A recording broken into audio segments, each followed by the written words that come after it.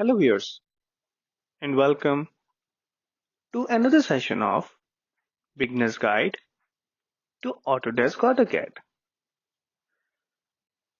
In the last exercise, we created a dining table which had a table in the center and 6 chairs all along its 4 sides. In this session, we will create a pair of sofa chairs with a center table right in the middle of them. For that, let's create a rectangular shape first. Now, we will take the line command and start right from the middle and extend it up to this value. Now we will take a 3-point arc. We specify the first point, second point, and third point. Now with the help of this offset command, we will offset this arc and then we can extend it using the line segment. Let's turn on the ortho as well.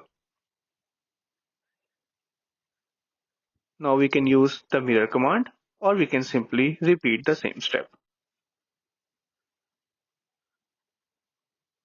Now, for the center table, let us create a square of 1 by 1. Let's move it to an approximate center with respect to the sofa chair. Now, we can use some splines. For that, I have turned off the ortho.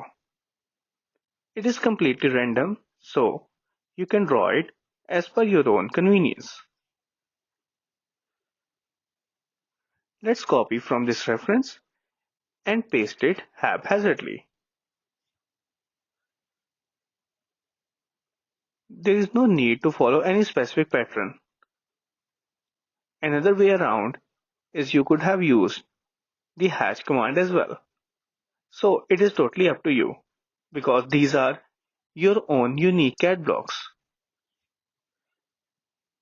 After this session, I will share few auxiliary furniture CAD blocks as well. Now we have one sofa chair, one table. So let's mirror this sofa chair right from the middle of the center table. A similar thing was created in the lecture where we learned how to create and insert blocks as well. You can use that as well. So this was all about this session. See you in the next one. Till then, take care.